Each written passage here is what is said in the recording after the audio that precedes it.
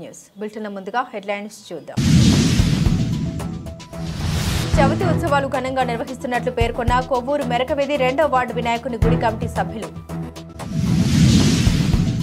రిజర్వేషన్లు ఎత్తివేయడానికి చేస్తున్న కుట్రల్ని విరమించుకోవాలని తెలిపిన మాల మహాసభ జాతీయ వర్కింగ్ ప్రెసిడెంట్ బొంత శ్యామ్ రవి ప్రకాష్. ఏలూరులో సిఆర్ రెడ్డి ఇంజనీరింగ్ కళాశాలలో రైతులతో ముఖాముఖి నిర్వహించిన సీఎం చంద్రబాబు. గోదావరి నది పరివాహక ప్రాంతాల్లో ప్రజలు అప్రమత్తంగా ఉండాలని సూచించిన తూర్పు గోదావరి జిల్లా కలెక్టర్ పి ప్రశాంత్. గోదావరి నది పరివాహక ప్రాంతాల్లో ప్రజలు అప్రమత్తంగా ఉండాలని తూర్పు గోదావరి జిల్లా కలెక్టర్ పి ప్రశాంతి పేర్కొన్నారు. ధవళేశ్వరం కాటన్ బ్యారేజీ వద్ద 13 లక్షల క్యూసెక్ల వరద నీరు దిగువకు విడుదల చేసినట్లు తెలియజేశారు. గోదావరి ఉధృతంగా ప్రవహిస్తుందని 2వ ప్రమాద హెచ్చరిక జారీ చేసినట్లు తెలిపారు. నది స్నానాలు ఆచరించేందుకు వెళ్లరాదని, మత్స్యకారులు చేపల వేటకు వెళ్లరాదని, గోదావరి ప్రవాహ ఉధృతి దృష్ట్యా గణేష్ విగ్రహాల నిమజ్జనం రానున్న 48 గంటలు నిర్వహించరాదని వాయిదా వేసుకోవాలని సూచించారు. గోదావరి నది పరివాహక ప్రాంతాల్లో యంత్రాంగాన్ని పూర్తిస్థాయిలో అప్రమత్తం చేసినట్లు తెలిపారు. ఈరోజు మనం ధవళేశ్వరంలో అరౌండ్ 7 o'clockకి ఫస్ట్ వార్నింగ్ ఇష్యూ చేసాం. ఇప్పుడు మనం చూసుకుంటే భద్రాచలంలో కూడా సెకండ్ వార్నింగ్ దాటి వాటర్ అనేది ప్రవహించడం జరుగుతుంది. ఆల్మోస్ట్ 48 feet వరకు భద్రాచలం డ్యామ్లో వాటర్ ఉంది. సో మన ప్లానింగ్ ఏంటంటే రేపటి ఇదే టైంకి, అంటే రేపు ఈవినింగ్ కల్లా మనం సెకండ్ వార్నింగ్ యాక్టివేట్ చేస్తూ ఆల్మోస్ట్ 14 lakhs క్యూసెక్స్ వరకు వాటర్ రిలీజ్ చేస్తాము అని అనుకుంటున్నాం. సో దానివల్ల చూసుకుంటే మనకి ఆల్మోస్ట్ గోదావరి గట్ల వెంబడి అంతటి కూడా మనకి ప్రవాహం ఉధృతంగా ఉంటుంది. దానివల్ల మనము చుట్టుపక్కల ఉన్న గ్రామాలన్నిటికీ కూడా, అలానే టెంపుల్స్, వీళ్ళందరూ కూడా అలర్ట్ చేయడం జరుగుతుంది. ఎవరు కూడా నదీ పరివాహ ప్రాంతంలోకి రావద్దు అని. అలానే లంకా గ్రామాలన్నీ కూడా మనం షిఫ్ట్ చేయడం జరిగింది. ఇంకా మనకి నైట్ ఛత్తీస్గఢ్ అండ్ అప్లాండ్ ఏరియాస్లో ఇంకా కానీ రెయిన్ కానీ ఇంకా ఎక్కువ పడితే మరింత ఇన్ఫ్లోస్ కూడా రిసీవ్ చేసుకోవడానికి మనకి అవకాశం ఉంది. సో మీడియా ద్వారా అందరికీ రిక్వెస్ట్ ఏంటంటే ఇంకొక 24 hours మనకి చాలా ఉధృతంగా గోదావరి ప్రవాహం ఉంటుంది కాబట్టి దయచేసి ఎవరు కూడా నదిలోకి రావద్దు. అలానే మనకి వినాయక నిమజ్జనాలు కూడా చేస్తున్నారు. ఈ 2 రోజులు ఈ వినాయక నిమజ్జనం పోస్ట్పోన్ చేసుకుంటే చాలా మంచిది. సో ఎవరైతే అది చేయడానికి కొవ్వూరు మెరకవేది 2వ వార్డు వినాయకుని గుడి వద్ద చవితి ఉత్సవాలు ఘనంగా నిర్వహిస్తున్నట్లు కమిటీ సభ్యులు తెలిపారు. ఆగస్టు 7వ తేదీన ప్రారంభమైన ఉత్సవాల్లో ప్రతిరోజు ఒక కార్యక్రమం నిర్వహిస్తున్నట్లు తెలిపారు. కమిటీ ఆధ్వర్యంలో జరుగుతున్న ఉత్సవాలు అత్యంత ఘనంగా జరుగుతున్నట్లు committee president Degala Ramu, vice president Konatam Seshagiri, secretary Nanduri Prasad, joint secretary Degala Ramu, మెంబర్లు కసిరెడ్డి శ్రీనివాస్, తిరుమల గణపతి, తిరుమల భద్రారావు, తిరుమల సతీష్, చలపతి నాగేశ్వరరావు, వి శ్రీనివాసరావు ఆధ్వర్యంలో వినాయక చవితి ఉత్సవాలు నిర్వహిస్తున్నట్లు తెలిపారు.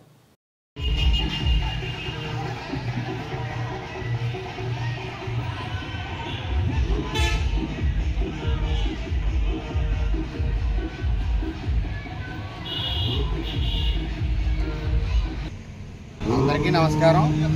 వినాయక చవితి ప్రారంభమైన మొదటి రోజు నుంచి కూడా నవరాత్రులు 9 రోజులు కూడా రోజుకు ఒక కార్యక్రమం చెప్పిన దైవ కార్యక్రమాలు నిర్వహించడం జరుగుతుంది. అలాగే ఆదివారం 15/9/24వ తారీఖున అన్న సమారాధన కూడా జరిగి తర్వాత నిమజ్జన కార్యక్రమం కూడా ఆ రోజు జరుగుతుంది. భారీ అన్న సమారాధన మరియు నిమజ్జన కార్యక్రమం జరుగుతుంది. గణపతి నవరాత్రి మహోత్సవ సందర్భంగా ఈ 9 రోజులు కూడా కార్యక్రమాలు రోజుకు ఒక కార్యక్రమం చొప్పున, ఒకరోజు భజన, ఒకరోజు బుర్రకథ, ఒకరోజు కోలాటం, ఒకరోజు చిన్నపిల్లలది బ్రిడ్జి ప్రోగ్రాం, భరతనాట్యం, పల్లకి సేవ, ఇవన్నీ కార్యక్రమాలు జరుపుతున్నాము. కోలాటము 9వ రోజుని ఆదివారం నాడు భారీ అన్నసమాధారణ కార్యక్రమం, ప్లస్ దాని తర్వాత భారీ ఊరేగింపు, స్వామివారి ఊరేగింపు జరుపబడదు. కావున భక్తులందరూ విచ్చేసి ఈ కార్యక్రమం జయప్రదం చేయవలసిందిగా కోరుతున్నాం. రిజర్వేషన్లు ఎత్తివేయడానికి చేస్తున్న కుట్రల్ని విరమించుకోవాలని మాల మహాసభ జాతీయ వర్కింగ్ ప్రెసిడెంట్ బొంత శ్యామ్ రవి ప్రకాష్ పేర్కొన్నారు. కొవ్వూరు మెరకవేది వద్ద జరిగిన సమావేశంలో మీడియాతో మాట్లాడారు. ప్రైవేటీకరణను ఆపివేయాలని, అవినీతి అరికట్టాలని తెలిపారు. రిజర్వేషన్లపై సుప్రీంకోర్టు తీర్పును రివ్యూ చేయాలని కోరారు. రాజ్యాంగాన్ని రక్షించుకోవడానికి సిద్ధంగా ఉన్నామని తెలిపారు. ఈ సమావేశంలో మాస ఆనంద్, పీతల చింటూ, శాఖ పుల్లారావు, పురుషోత్తం, చిన్న, ఎం బంగారాజు, చీలి అజయ్, బొంత లక్ష్మణ్, పి సంపత్ కుమార్ తదితరులు పాల్గొన్నారు. భారతదేశ అత్యున్నత న్యాయస్థానమైనటువంటి సుప్రీంకోర్టు దేవేందర్ సింగ్ వర్సెస్ పంజాబ్ రాష్ట్రానికి వచ్చే తీర్పులో వాళ్ళకి ఏబి రెండు భాగాలు మాత్రం ఉన్నాయి. వాళ్ళు చేసుకోవచ్చు అని చెప్పేసి రాష్ట్రాలు వర్గీకరణ చేసుకునే అవకాశం రాష్ట్రాలకి ఉంది అని చెప్పేసి చెప్పడం జరిగింది. దానికి ఇక్కడ వర్గీకరణ జరిగిపోయినట్టుగా సుప్రీంకోర్టు వర్గీకరణ చేసేసుకొచ్చిందని చెప్పేసి పండా కృష్ణ మాదిగా దుష్ప్రచారం చేస్తూ మాలల్ని మనువాదులుగా చెప్పేసి మాలల మనువాదులు అని చెప్పేసి మాట్లాడుతాడు. మాలల మనువాదులు కాదు, మేము ఈ దేశ మను చరిత్రను గౌరవించిన మహనీయుడు డాక్టర్ బాబాసాహెబ్ అంబేద్కర్ వారసులమని చెప్తానికి మేము గర్విస్తున్నాం. మను చరిత్రను గౌరవించిన మేము, మీరు కాదు, ఈ జగజ్జీవనం కాదు, ఈ కుల నాయకుడు కాదు, ఈ భారత రాజ్యాంగాన్ని కాపాడుకోవడానికి మేము పూర్తి స్థాయిలో ఆందోళన చేపడుతున్నాం. 1వ తారీఖు నుంచి ఆగస్టు 1వ తారీఖున ఇచ్చిన సుప్రీంకోర్టు తీర్పును రివ్యూ చేయాలని చెప్పేసి ఈవేళ చంద్రశేఖర్ ఆజాద్ నాయకత్వంలో ఢిల్లీలో జంతర్ మంత్ర వద్ద జరుగుతున్న కార్యక్రమం కుమారి మాయావతి గారు పూర్తి మద్దతు ఇచ్చారు. అదేవిధంగా చిరాగ్ పాస్వాన్ గారు, అఖిలేష్ యాదవ్ గారు వీళ్ళందరూ కూడా సుప్రీంకోర్టు తీర్పుని రివ్యూ చేయాలని చెప్పేసి మహాధర్నా చేయడం జరిగింది. దేశవ్యాప్తంగా భవిష్యత్తు కార్యాచరణ ప్రకటిస్తారు. ఖచ్చితంగా మా ఆందోళన ముందుకు తీసుకెళ్తా. భారత రాజ్యాంగాన్ని రక్షించుకోవడానికి ఎంతటి త్యాగాలైనా సిద్ధపడి ముందుకెళ్తామని చెప్పేసి తెలియజేస్తున్నాం. క్రిమినల్ ఆధారంగా రిజర్వేషన్ కల్పించమని చెప్పేసి సుప్రీంకోర్టు తీర్పిచ్చింది. ఆర్టికల్ 341 ప్రకారంగా అస్పృశ్యత, అంకరానితను దాని మీద కల్పించబడిన రిజర్వేషన్ తప్ప క్రిమినల్ అభివృద్ధి చెందనన్నది కాదు. ఎవరైతే స్పృశ్యుడో ప్రతి ఒక్కరికి రిజర్వేషన్ ఫలాలు అందాలని చెప్పేసి డాక్టర్ బాబాసాహెబ్ అంబేద్కర్ ఆర్టికల్ 341లో తెలియజేయడం జరిగింది. క్రిమినల్ అంటూ రిజర్వేషన్ ఎత్తేయడానికి దుర్మార్గమైన కుట్ర జరుగుతుంది. మేము ఈవేళ నరేంద్ర మోడీని హెచ్చరిస్తున్నాం. నీకు దమ్ము ధైర్యం ఉంటే ప్రైవేటీకరణ ఆపేసి పాల్గొంటాను మానేను. స్టీల్ ప్లాంట్ ప్రైవేటీకరణ, బిఎస్ఎన్ఎల్ ప్రైవేటీకరణ, రైల్వేస్ ప్రైవేటీకరణ, అన్ని ప్రైవేటీకరణ చేస్తూ రిజర్వేషన్ ఎత్తేయడానికి కుట్ర పడుతున్నావు నువ్వు అవి ఆపు. ప్రైవేటీకరణ ఆపేసి దళితులు, మైనార్టీలు, బలహీన వర్గాల హక్కులు పరిరక్షించడానికి ముందుకు రావాలని చెప్పేసి నువ్వు బీసీ వర్గం నుంచి ప్రధానమంత్రి అన్నావు కనుక మీరు అవినీతిని అరికట్టండి. మీరు దమ్ము ఏమంటే ఈ దేశంలో అవినీతిని అరికట్టండి. ప్రభుత్వ రంగ సంస్థలు కాపాడాలని చెప్పేసి ఈవేళ హెచ్చరిస్తున్నాం. ఖచ్చితంగా రాజ్యాంగాన్ని కాపాడుకుంటాం. డాక్టర్ బాబాసాహెబ్ అంబేద్కర్ వారసులుగా రాజ్యాంగాన్ని కాపాడుకోవడానికి ఎంత త్యాగలకైనా సిద్ధమన్నామని చెప్పేసి తెలియజేస్తున్నాం. కాపాడుకుందాం భారత రాజ్యాంగాన్ని, రక్షించుకుందాం భారత రాజ్యాంగాన్ని. రివ్యూ చేయాలి సుప్రీంకోర్టు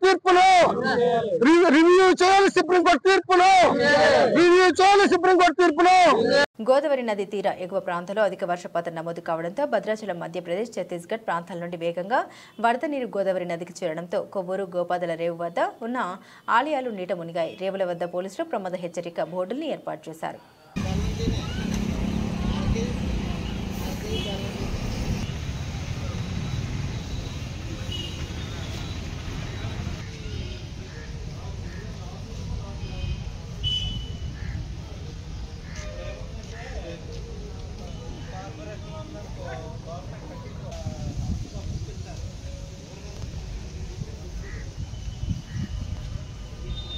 त्रयभासमाने रुद्राक्षधारिणे शिवे सुजनाभिवन्द्ये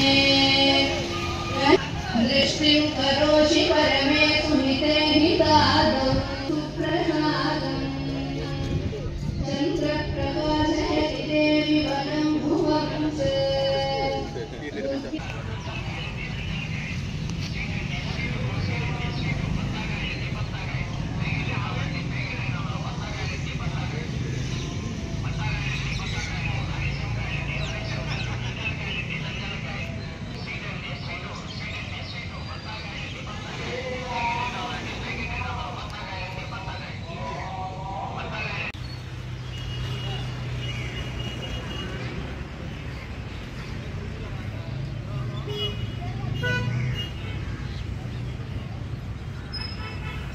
తూర్పుగోదావరి జిల్లా దేవరపల్లి మండలం చిలకరవారిపాకలు సమీపంలో మంగళవారం రాత్రి జరిగిన రోడ్డు ప్రమాదంలో 7 వ్యక్తులు మరణించినట్లు జిల్లా ఎస్పీ నరసింహ కిషోర్ తెలిపారు. కొవ్వూరు ప్రభుత్వ ఆసుపత్రి వద్ద మీడియాతో మాట్లాడారు. జీడిపీకల లోడుతో డీసీఎం వ్యాన్ తిరగబడడంతో వ్యాను పైన కూర్చున్న వారిలో 7 వ్యక్తులు మృతి చెందారని, 3కి తీవ్ర గాయాలయ్యాయని తెలిపారు. సంఘటనపై కేసు నమోదు చేసి దర్యాప్తు చేస్తున్నట్లు తెలిపారు. చాలా దురదృష్టకరమైన సంఘటన. నిన్న రాత్రి 11-12 నైట్ 11:30-12:30 మధ్యన ఈ జీడి తీసుకురావడానికి నిన్న మార్నింగ్ బయలుదేరింది. నిడదవోలు తాడిమల్ల విలేజ్ నుంచి బొర్రం పాలెం అనే ఒక విలేజ్ అక్కడ మన టీ నర్సాపురం మండలంలో. So tea Borrampalem. సో దాంతో వాటి నుంచి వస్తున్నప్పుడు చిన్న రోడ్డు ఉంది, అది బీటెన్ రోడ్డు. దాంట్లోకి వచ్చిన తర్వాత పక్కన కూడా పెద్ద స్పేస్ లేదు, కర్టిల్ అయిపోయింది. సో ఈ బ్యాగుల కింద వీళ్ళందరూ 8 మంది పైన కూర్చుంటున్నారు. నైట్ కాబట్టి కొంత దీంతో ఉండడం వల్ల పడిపోయింది, దాని కింద ఉండిపోయారు. సో రిమోట్ ప్లేస్ అయినా సరే అక్కడ పబ్లిక్ చాలా బాగా రెస్పాండ్ అయ్యారు. వెంటనే నాకు ఫోన్ చేశారు, డిఎస్పీ, ఎస్ఐ అందరూ కూడా రష్ అయ్యారు. సో వెంటనే ట్రై చేశారు, బట్ కింద డెబ్రీస్ కింద ఉండిపోయారు. అప్పుడు ఆల్రెడీ పడిపోవడమే. అసలు ఇప్పుడు నేను అక్కడికి పోయి క్రైమ్ సీన్ కూడా చూసా, కంప్లీట్ టర్టిల్ అయిపోయింది.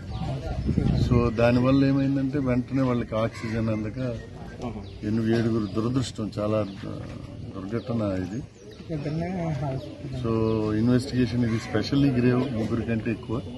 సో డిఎస్పీ గారు ఇన్వెస్టిగేట్ చేస్తారు. ఫర్దర్ చాలా సీరియస్ యాక్షన్ అయితే తీసుకుంటాం. We are going to take case అయితే పెడతాం. దేవరపల్లి మండలం చిన్నాయిగూడెం శివారు చిలకవారిపాకల వద్ద మంగళవారం అర్ధరాత్రి జరిగిన జీడి గింజల లోడు లారీ బోల్తా కొట్టి మృతి చెందిన ఒక్కొక్క కుటుంబానికి 20 లక్షలు ఎక్స్గ్రేషియా ప్రభుత్వం ఇవ్వాలని నిడదవోలు మాజీ MLA G Srinivas Naidu demand చేశారు. కొవ్వూరు ప్రభుత్వ ఆసుపత్రిలో మృతుల కుటుంబ సభ్యుల్ని పరామర్శించి వైఎస్ఆర్సీపీ తరఫున అండగా ఉంటామని శ్రీనివాస్ నాయుడు భరోసా ఇచ్చారు. మాజీ శాసనసభ్యులు వెంట నిడదవోలు మండల జెడ్పీటీసీ వైఎస్ఆర్సీపీ నాయకులు ఉన్నారు. 6 తాడిమళ్ళ గ్రామానికి చెందినవారు, ఒకరు పక్కనే కాటకోటేశ్వరం గ్రామానికి చెందినవారు. మరి ఈరోజు చాలా నిజంగా బాధాకరం. మొత్తం నియోజకవర్గంలో అందరూ కూడా ఎంతో మరి దుఃఖంగా వారందరికీ సానుభూతి తెలుపుతూ ఉన్నాం. ఈరోజు బాధ్యులు అందరూ కూడా ఇక్కడికి వచ్చారు, వారందరినీ కలవటం జరిగింది. మరి సంఘటన జరిగింది, వారి కుటుంబాలందరినీ కూడా ఆదుకోమని మరి విజ్ఞప్తి చేయడం జరిగింది. కేవలం 5 లక్షలు మాత్రమే ప్రకటించారని, ఇక్కడ బాధ్యతలందరూ కనీసం 20 లక్షలన్నా ఇస్తే మా పిల్లలకి చదువులకి మరి మా కుటుంబానికి సహాయం జరుగుద్ది. గతంలో పెద్ద ఎత్తున ఇచ్చేవారు, మరి అదేవిధంగా కనీసం ప్రతి ఒక్కరికి ఒక 20 లక్షలకి తక్కువ కాకుండా ఇమ్మని కోరడం జరిగింది. మరి తప్పకుండా మేము కూడా గవర్నమెంట్ని డిమాండ్ చేస్తున్నాం. 20 లక్షల రూపాయలు ఒక్కొక్క బాధ్యతకి మరి వారికి సహాయం అందించాలని. మరి చాలా ఈరోజు హఠాత్తుగా వచ్చి ఇక్కడే మరి వారందరితో సంతకాలు తీసుకుంటం జరుగుతూ ఉంది. అలా కాకుండా వారందరి కుటుంబాలకి మేలు జరిగేటట్టు ప్రభుత్వం అండగా ఉండాలని మరొకసారి మేము కోరుతా ఉన్నాం. మరి ఆ అడ్డదారుల్లో వచ్చి ఇలాంటి మరి ప్రమాదాలు జరిగే అవకాశాలు ఈరోజు చూస్తూ ఉన్నాం. అలా కాకుండా వారికి ఇబ్బందులు లేకుండా కలిగించాలని. ఎందుకంటే మా నియోజకవర్గంలో, నిడదవోలు నియోజకవర్గంలో ఈ క్యాష్యూనట్ జీడు గింజలు ఫ్యాక్టరీలు, అనేక ఫ్యాక్టరీలు రావడం జరిగింది. దాదాపు 10 ఫ్యాక్టరీలు, 25 ఫ్యాక్టరీల వరకు ఈరోజు ఉన్నాయి. పెద్ద ఎత్తున వ్యాపారం జరుగుతుంది. అందు మీద ఆధారపడి వేలాది కుటుంబాలు ఈరోజు దాని మీద బతుకుతూ ఉన్నారు. వారందరికీ మనం అండగా ఉండాలి, కానీ వాళ్ళకి ఇబ్బంది పెట్టకూడదని మరొకసారి మేము గవర్నమెంట్ను కూడా వారికి తెలియపరుస్తాం. తూర్పుగోదావరి జిల్లాలో స్వయం సహాయక సంఘంలోని 4,899 గ్రూపులకు ఈ ఆర్థిక సంవత్సరంలో ఇప్పటి వరకు 439.50 కోట్లు బ్యాంకు లింకేజ్ మంజూరు చేయడం జరిగిందని జిల్లా కలెక్టర్ పి ప్రశాంతి పేర్కొన్నారు. బుధవారం జిల్లా కలెక్టర్ వారి సమావేశంలో డిఆర్డీఏ, మత్స్యశాఖ, ఉద్యానవన, పారిశ్రామిక శాఖల అధికారులతో కలెక్టర్ సమీక్ష సమావేశం నిర్వహించారు. ఈ కార్యక్రమంలో డిఆర్డీఏ ప్రాజెక్టు డైరెక్టర్ ఎన్వీవీఎస్ మూర్తి, డిపిఎంలు ఏ గణేష్, వైద్యనార్థన్ రావు, ఎస్ సంపత్ కుమార్, ఎంపీఎంలు తదితరులు పాల్గొన్నారు. ఏలూరు జిల్లాలో వరద నష్టాన్ని పరిశీలించడానికి బుధవారం జిల్లాకు విచ్చేశారు ముఖ్యమంత్రి నారా చంద్రబాబు నాయుడుకు జిల్లాలోని ప్రముఖులు ముఖ్యమంత్రి సహాయ నిధికి రాజధాని నిర్మాణానికి విరాళాలు అందజేశారు. సర్ సిఆర్ రెడ్డి కళాశాల సంస్థల సిబ్బంది వరద సహాయక కార్యక్రమాలకు తమ ఒకరోజు వేతనం 20 లక్షల విరాళాన్ని బుధవారం ముఖ్యమంత్రి నారా చంద్రబాబు నాయుడుకి సంస్థల చైర్మన్ అల్లూరి ఇంద్రకుమార్ అందజేశారు. వరద సహాయక చర్యలకు ఏలూరు క్లబ్ 10 లక్షలు 116 రూపాయల చెక్కును ఏలూరు శాసనసభ్యులు బాడెటి రాధాకృష్ణయ్య ముఖ్యమంత్రికి అందజేశారు. రాజధాని అమరావతి నిర్మాణానికి గాను చింతమనేని చారిటబుల్ ట్రస్ట్ 4 లక్షల రూపాయల విరాళాల చెక్కును దెందులూరు మండలంలోని కొవ్వలి గ్రామ మహిళల బృందం సేకరించిన 5 లక్షల రూపాయలు కలిగిన డిబ్బిని దెందులూరు శాసనసభ్యులు చింతమనేని ప్రభాకర్ ముఖ్యమంత్రి చంద్రబాబు నాయుడుకు అందజేశారు. వరదల్లో నష్టపోయిన ప్రతి ఒక్కరికి న్యాయం చేసే బాధ్యతను తీసుకుంటామని రాష్ట్ర ముఖ్యమంత్రి నారా చంద్రబాబు నాయుడు స్పష్టం చేశారు. ఏలూరు జిల్లాలో వరదల నష్టాన్ని బుధవారం హెలికాప్టర్లో ఏరియల్ సర్వే ద్వారా ముఖ్యమంత్రి పరిశీలించారు. అనంతరం ఏలూరులోని సర్ సిఆర్ రెడ్డి డిగ్రీ కళాశాల ఆడిటోరియంలో కొల్లేరు, ఉప్పుటేరు, తమ్మిలేరు వరద పరిస్థితిపై అధికారులతో ముఖ్యమంత్రి సమీక్షించారు. అనంతరం బాధితుల కష్టాలను తెలుసుకున్నారు. ఈ సందర్భంగా ముఖ్యమంత్రి చంద్రబాబు నాయుడు మాట్లాడారు. రాష్ట్రంలో వరదల కారణంగా జరిగిన ప్రతి నష్టాన్ని పారదర్శకతతో జవాబుదారీతనంతో లెక్కిస్తామన్నారు. మీ కష్టాల్ని కళ్ళారా చూశామని, వరదల కారణంగా నష్టపోయిన ప్రతి ఒక్కరికి న్యాయం చేసే బాధ్యతను తాము తీసుకుంటామన్నారు. వరి పంట వేసిన రైతులు 70 రోజుల తర్వాత చేతికి పంట వచ్చే సమయంలో కోల్పోతే ఆ రైతు బాధ వర్ణనాతీతమన్నారు. వరి పంట నష్టపోయిన రైతాంగానికి 2019కి ముందు తాము హెక్టార్కు 16,000 రూపాయల పరిహారం అందించామని, గత ప్రభుత్వం కేవలం 1,000 రూపాయలు మాత్రమే పెంచిందన్నారు. అయితే తాము ఈసారి హెక్టార్కి పంట నష్టం 17,000 రూపాయల నుండి 25,000 రూపాయలు పెంచి అందిస్తామని రైతులకు ముఖ్యమంత్రి భరోసా ఇచ్చారు. తమిళేరు వరదల వల్ల ప్రతిసారి ముంపుకు గురై రాకపోకలకు ఇబ్బందిగా ఉన్న శనివారపుపేట కాజ్వే వద్ద 15 కోట్ల రూపాయలతో బ్రిడ్జి నిర్మాణానికి ముఖ్యమంత్రి చంద్రబాబు నాయుడు ఆమోదం తెలిపారు. త్వరలో పనులు చేపడతామని తెలిపారు. ఈ కార్యక్రమంలో రాష్ట్ర మంత్రులు కొలుసు పార్థసారథి, డాక్టర్ నిమ్మల రామనాయుడు, ఏలూరు ఎంపీ పుట్ట మహేష్ కుమార్, శాసనసభ్యులు బడెటి రాధాకృష్ణయ్య, డాక్టర్ కామినేని శ్రీనివాస్, చింతమనేని ప్రభాకర్, పచ్చమట్ల ధర్మరాజు, కనుమూరి రఘురామకృష్ణంరాజు, నగర్ మేయర్ షేక్ నూర్జహాన్ పెద్దబాబు, జిల్లా కలెక్టర్ కె వెట్రిసెల్వి, జిల్లా SP K Pratap Shiva Kishore, joint collector P Dhatri Reddy తదితరులు పాల్గొన్నారు. ఆలోచించాను. వరి పంట వేసిన రైతులు దగ్గర 70 రోజులు 80 రోజుల తర్వాత పంట పోతే, చేతికొచ్చే సమయంలో పంట పోతే అప్పులు మిగులుతున్నాయి. అందుకే మళ్ళీ ఆలోచించాను. ఇది కరెక్ట్ కాదనే ఉద్దేశంతో 17,000 రూపాయలని 25,000 రూపాయలు హెక్టార్కి ఇస్తాను, ఎకరాకు 10,000 రూపాయలు ఇవ్వడానికి నిర్ణయం చేశాం. ఇది కూడా తక్కువే. నా దగ్గర డబ్బులు లేవు, ఖాళీ ఖజానా. రోజు వారిగా ఏం చేయాలని అర్థం కాని పరిస్థితి, మొత్తం ఏది పనిచేయలేని పరిస్థితి. మీరు చూస్తే అభివృద్ధి ఆగిపోయింది, ఆదాయం పడిపోయింది, అప్పులోళ్ళు ఎవ్రీడే తిరుగుతున్నారు. 1,00,000 కోట్ల రూపాయలు అప్పు ఇవ్వాలి, ఇంకో పక్క 10 లక్షల కోట్ల రూపాయలకి వడ్డీ అసలు కట్టాలి. అంటే మనం సంపాదించే సంపాదన వడ్డీ కూడా చాలని పరిస్థితి తీసుకొచ్చేశారు. ఒక పక్క దీన్ని రీషెడ్యూల్ చేసుకుని, కానీ ఒక్క మంచి పని చేశారు మీరంతా మొన్న. అందరూ కలిసి ఇలాంటి వ్యవస్థ మాకొద్దు, అందుకే ఎన్డీఏ ప్రభుత్వానికి 3 పార్టీలకి బ్రహ్మరథం పట్టారు, అన్ని సీట్లు గెలిపించారు. పుష్కరాల రేవులో భక్తులు స్నానాలు, వివిధ కార్యక్రమాల నిర్వహణ కొరకు వస్తుంటారని, వారి వస్తువుల భద్రతా సౌకర్యార్థం లాకర్స్ ఏర్పాటు చేసి అందుబాటులో రావడం జరిగిందని రాజమహేంద్రవరం సిటీ శాసనసభ్యులు అదిరెడ్డి వాసు పేర్కొన్నారు.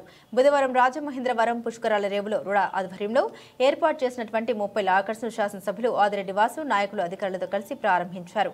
ఈ సందర్భంగా వాసు మాట్లాడారు. పుష్కరాల రేవులో భక్తులు స్నానాలు, వివిధ కార్యక్రమాల నిర్వహణ కొరకు వీడ్చడం జరుగుతుందని, వారి సామాన్లు భద్రపరుచుకునేందుకు గాను ఇప్పటి వరకు ఎటువంటి సౌకర్యం లేదని, నేటి నుండి సామాన్లు భద్రపరుచుకునే విధంగా లాకర్స్ ను అందుబాటులోకి తెచ్చామన్నారు. గోదావరి వరద ఉధృతి ఎక్కువగా ఉండడంతో ఇప్పటికే 2 ప్రమాద హెచ్చరికను ధవళేశ్వరం బ్యారేజ్ వద్ద జారీ చేయడం జరిగిందని, ప్రజలు అప్రమత్తంగా ఉండాలని తెలియజేశారు. గోదావరి వరద ఉధృతిని గమనించి వినాయక నిమజ్జనానికి ఈ కార్యక్రమాన్ని మరో 2 రోజుల పాటు పొడిగించి నిమజ్జనం చేయాలని నగరంలో వినాయక చవితి మండపాలు ఏర్పాటు చేసిన ఆయా కమిటీలకు శాసనసభ్యులు వాసు సూచించారు. పుష్కర్ ఘాట్లో మహిళల కొరకు కేటాయించిన స్నానాల గది చాలా అధ్వానంగా ఉందని, దానిని పూర్తి స్థాయిలో ఆధునీకరించి మహిళల స్నానం అనంతరం వస్త్రాలు మార్చుకునే విధంగా అందుబాటులోకి తీసుకురావాలని నగరపాలక సంస్థ అధికారులు ఆదేశించారు. నగరంలో గోదావరి తీరం వెంబడి ఘాట్స్ లో ఉన్న చెత్తను తొలగించి మెరుగైన పారిశుద్ధ్య కార్యక్రమాలను నిర్వహించాలని నగరపాలక సంస్థ అధికారులకు సూచించారు. ఈ కార్యక్రమంలో నాయకులు, నగరపాలక సంస్థ రుడా అధికారులు తదితరులు పాల్గొన్నారు. రుడా పరిధిలో ఏదైతే కొన్ని పనులు చేస్తున్నారో దాంట్లో ప్రధానంగా లాకర్ సిస్టమ్, పుష్కరాల రేవులోని భక్తులు ఇక్కడ స్నానం ఆచరించడానికి వచ్చినా లేకపోతే వివిధ కార్యక్రమాల కోసం వచ్చినప్పుడు వారి యొక్క వస్తువులన్నీ పెట్టుకోవడానికి ప్రాపర్ లాకర్ సిస్టమ్ లేకపోవడం గుర్తించి రుడా నుంచి ఆ వర్క్ని పెట్టడం కంప్లీట్ అయ్యింది. దాని రోజున అఫీషియల్గా ఓపెనింగ్ చేసుకొని భక్తులందరి యొక్క అవసరాలు తీర్చడానికి దీన్ని ఉపయోగపడే విధంగా 30 లాకర్స్ని ఈరోజు రెడీ టు యూజ్ స్టేజ్లో తీసుకొచ్చాం. అలాగే పక్కనే రుడా నిధులతోటే విమెన్కి మహిళలకి చేంజింగ్ రూమ్ ఒకటి కూడా చేస్తున్నారు. ఇక్కడికి వచ్చిన తర్వాత మీడియా వారి ద్వారా మాకు తెలిసింది చాలా అధ్వానమైన పరిస్థితిలో ఉందని చూసాం. బహుశా అధికారులు ప్రజాప్రతినిధులు వస్తున్నారని చెప్పి శుభ్రం చేసినట్లు కనబడతా ఉంది. కానీ లోపల మగవారు యూజ్ చేస్తున్నట్లు ఆనవాళ్ళు కనబడతా ఉన్నాయి. మెయింటైన్ చేస్తున్న వాళ్ళకి చాలా స్పష్టంగా చెప్పాం. అది మహిళలకి వారికి చేంజింగ్ రూమ్గా ఇచ్చినప్పుడు మహిళలే వాడాలి. దాని పరిస్థితులు ఎవరైనా మగవాళ్ళు వాడితే మోమాటాలు పోవాల్సిన అవసరం లేదు, తక్షణమే చెప్పండి, దాని మీద చర్యలు తీసుకుందామని కూడా చెప్పడం జరిగింది.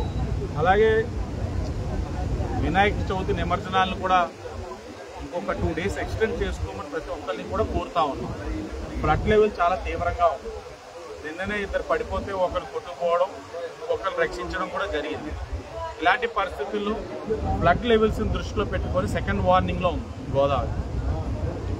దృష్టిలో పెట్టుకొని నిమజ్జనాలను కూడా ఒక 2 రోజులు ఎక్స్టెండ్ చేసుకోవాలని నగర ప్రజలు ఏదైతే వినాయక ఈ విగ్రహాలని ఏర్పరచుకున్న వారందరినీ కోరుతామని ఒక 2 రోజులు మీరందరూ కూడా సహకరిస్తే తర్వాత మన అందరూ ఆ నిమజ్జన కార్యక్రమం చేసుకోవచ్చు అని కూడా వారికి కూడా విజ్ఞప్తి చేస్తూ అందరికీ ధన్యవాదాలు. విజయవాడ ప్రకాశం బ్యారేజీ గేట్ల తొలగింపు పనుల్ని బుధవారం మంత్రి నిమ్మల రామనాయుడు పరిశీలించారు. బోట్ల తొలగింపు పనులకు సంబంధించి అధికారులు బేకన్ సంస్థ ప్రతినిధులతో వివరాలు అడిగి తెలుసుకున్నారు. త్వరగా బోట్లు తొలగించేలా ఏర్పాట్లు చేస్తున్నామని, ఇప్పటికే స్కూబా డైవింగ్ టీంలు వచ్చాయని, పనులు మొదలు పెడుతున్నామని అధికారులు తెలిపారు.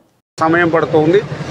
ఏదైతే ఈ యొక్క ప్రకాశం బ్యారేజీకి అడ్డుపడినటువంటి ఆ పడవల్ని తొలగించేటువంటి పని నిన్న ఉదయం మొదలు పెడితే రాత్రి వరకు కూడా ఎన్ని ప్రయత్నాలు చేసినా కూడా సఫలం కానిటువంటి పరిస్థితి.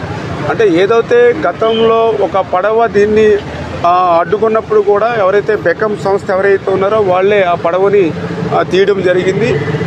దానికి మించినటువంటి క్రేన్స్ భారీ వాహనాలు పట్టుకొచ్చి నిన్న పడవల్ని లాగడానికి ప్రయత్నం చేస్తే సాధ్యం కాల. ఏంటనేది చూస్తే ఏదైతే 3 బోట్స్ కూడా ఒకదానికొకటి లింక్ అయి ఉన్నాయని, అంటే మనం ఒక బోటుని లాగడానికి ప్రయత్నం చేస్తే దానికి మళ్ళీ వెనకాల ఒక 2 బోట్స్ని దాని కిందకి లాగుతున్నాయి. అంటే 3 బోట్లు అంటే దగ్గర 340 120 అంటే 100 నుంచి 120 టన్నులు కెపాసిటీకి అది 3 లింక్ అయి ఉండడం వల్ల మరి బయటికి రానిటువంటి పరిస్థితి కనపడుతుంది. అంటే ఎంత దుర్మార్గం అని అనిపిస్తుంది. ఎందుకంటే ఏదో ఒక బోటు వచ్చిందంటే ఏదో యాదృచ్ఛికంగా వచ్చింది అని అనుకోవచ్చు, లేదా బోటు వెనకాల బోటు ఒక 10 నిమిషాలు, అరగంట, గంట, ఒక పూట తేడాగా వచ్చిందన్న యాదృచ్ఛికంగా వచ్చింది అనుకోవచ్చు. కానీ 3 పడవలు ఒకే లంకె కింద కట్టి రావడం, ఆ 3 పడవలు అంటే 40 టన్నుల సామర్థ్యాన్ని 120 టన్నుల సామర్థ్యాన్ని పెంచుకునేటువంటి పరిస్థితి రావడం నిజంగా తలుచుకుంటేనే భయం వేస్తుంది. ఎందుకంటే ఏదైతే కౌంటర్ వెయిట్ని తాకితేనే కౌంటర్ వెయిట్ 2 ముక్కలైంది.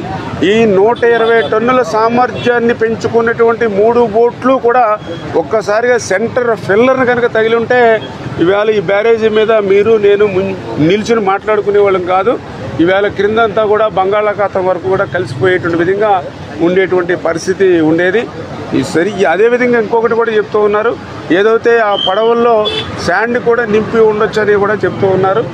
ఈ రకంగా అంటే 5-6 జిల్లాలకు త్రాగునీరు, లక్షల ఆయకట్టుకు సాగునీరు అందించేటువంటి ప్రకాశం బ్యారేజీ దగ్గర 170 సంవత్సరాల నుంచి 100 సంవత్సరాల ఆనకట్టగా 70 సంవత్సరాల బ్యారేజీగా రైతులందరికీ కూడా సేవలు అందించండి. బ్యారేజీ మీద కూడా ఇటువంటి కక్ష ఉందా అంటే చాలా ఆవేదన కలుగుతున్నటువంటి పరిస్థితి. నిజంగా ఇటువంటి దాని మీద గట్టిగా ముమ్మరంగానే దర్యాప్తు జరుపుతాం. ఖచ్చితంగా దోషులు ఎవరైతే ఉన్నారో వాళ్ళని శిక్షించేటువంటి వరకు కూడా వదిలే ప్రసక్తే లేదని చెప్పి తెలియజేసుకుంటూ, ఏదేమైనా ఇప్పుడు ప్రజెంట్ మాత్రం మా ఫస్ట్ ప్రయారిటీ ఏదైతే బోట్స్ ఏవైతే ఉన్నాయో వాటిని వెలికి తీయాలి.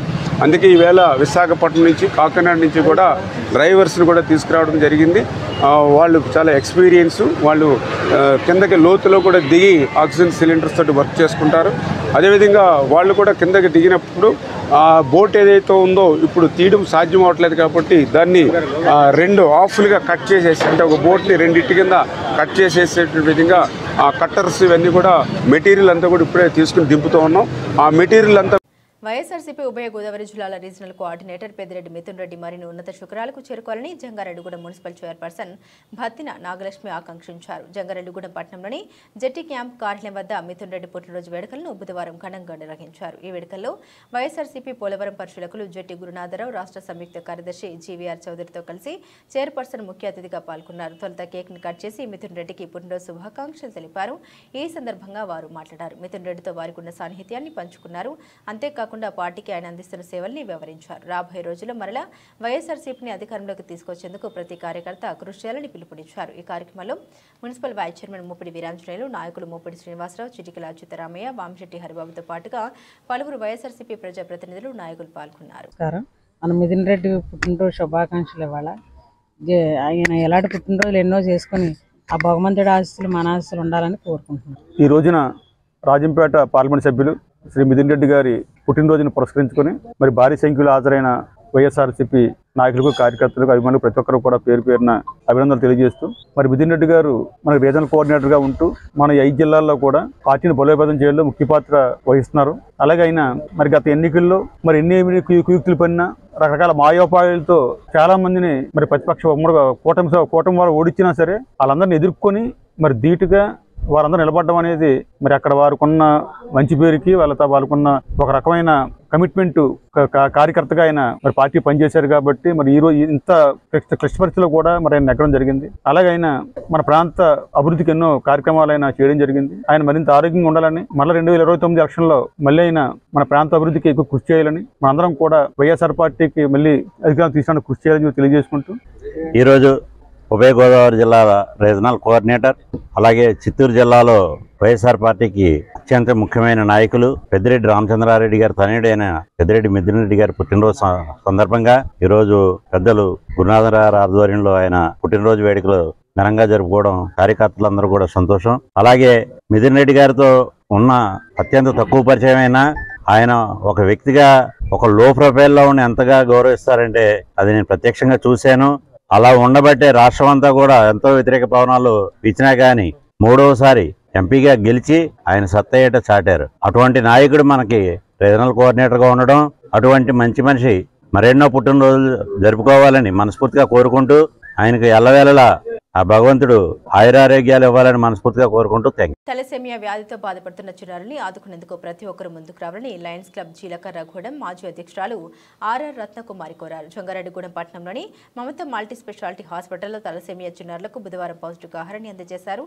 లయన్ రత్నకుమారి ఆర్థిక సహాయంతో జరిగిన ఈ కార్యక్రమంలో జంగారెడ్డిగూడెం జీలకర్రగూడెం లయన్స్ క్లబ్ల ప్రతినిధులు పాల్గొన్నారు. ఈ సందర్భంగా వారు మాట్లాడుతూ తలసేమియా చిన్నారుల కోసం తమ క్లబ్ ఆధ్వర్యంలో పలు కార్యక్రమాలు నిర్వహిస్తున్నామన్నారు. వీరి కోసం విరివిగా రక్తాన్ని సేకరించడంతో పాటుగా పోషకాహారం కూడా అందిస్తున్నామన్నారు. రాబోయే రోజుల్లో కూడా ఈ చిన్నారుల కోసం మరిన్ని సేవా కార్యక్రమాలు చేస్తామన్నారు. కావున ప్రజలు సహకరించాలని కోరారు.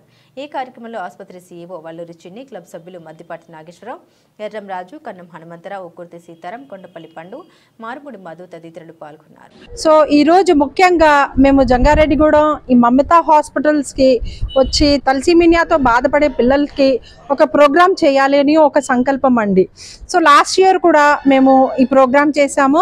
సో నేను ఈ ఇయర్ కూడా ఎవ్రీ ఇయర్ పిల్లలకి ఈ ప్రోగ్రామ్ చేయాలని నేను ఒక ఉద్దేశంతో ఈరోజు మా పండు గారు, జెడ్సీ గారు, ప్రెసిడెంట్స్ జంగారెడ్డిగూడెం క్లబ్స్ వాళ్ళందరూ కూడా ఈ ప్రోగ్రామ్ మాకు అరేంజ్ చేశారు.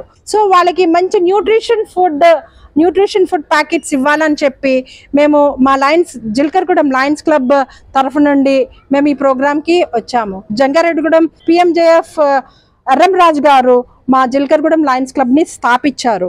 సో ఆయన ఒక ఇన్స్పిరేషన్ తోటి మేము చాలా ప్రోగ్రామ్స్ చేస్తూ ఉంటాం అన్నమాట. ఎక్కువగా పూర్ పీపుల్కి సేవ చేయాలని ఒక సంకల్పం.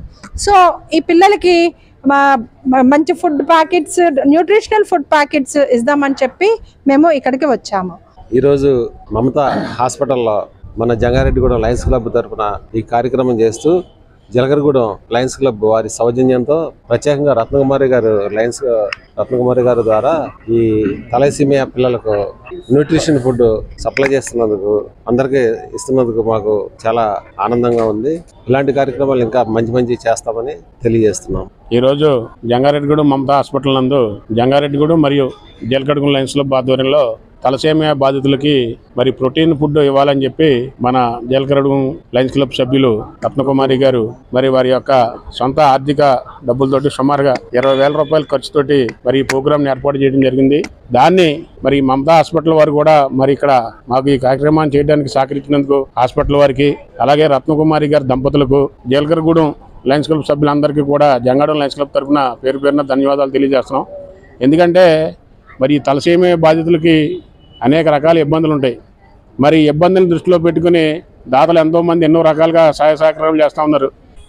సో మన జంగారెడ్డిగూడెం మరియు జలగరగూడెం ఈ లయన్స్ క్లబ్ వాళ్ళు ఈరోజు మన దగ్గర ఉన్న తలసేమియా పిల్లలందరికీ న్యూట్రిషన్ కిట్స్ డిస్ట్రిబ్యూట్ చేయడం జరుగుతుంది. వాళ్ళకి మమతా హాస్పిటల్ తరఫున మా కృతజ్ఞతలు తెలుపుతున్నాము. ముగించే ముందు హెడ్లైన్స్ మరోసారి. చవితి ఉత్సవాలు ఘనంగా నిర్వహిస్తున్నట్లు పేర్కొన్న కొవ్వూరు మెరకవేది 2వ వార్డు వినాయకుని గుడి కమిటీ సభ్యులు. రిజర్వేషన్లు ఎత్తివేయడానికి చేస్తున్న కుట్రల్ని విరమించుకోవాలని తెలిపిన మాల మహాసభ జాతీయ వర్కింగ్ ప్రెసిడెంట్ బొంత శ్యామరవి ప్రకాష్. ఏలూరులో సిఆర్ రెడ్డి ఇంజనీరింగ్ కళాశాలలో రైతులతో ముఖాముఖి నిర్వహించిన సీఎం చంద్రబాబు. గోదావరి నది పరివాహక ప్రాంతాల్లో ప్రజలు అప్రమత్తంగా ఉండాలని సూచించిన తూర్పు గోదావరి జిల్లా కలెక్టర్ పి ప్రశాంత్. ఇవి బులెటిన్ అప్డేట్స్. మరిన్ని అప్డేట్స్ కోసం చేస్తూనే ఉండండి.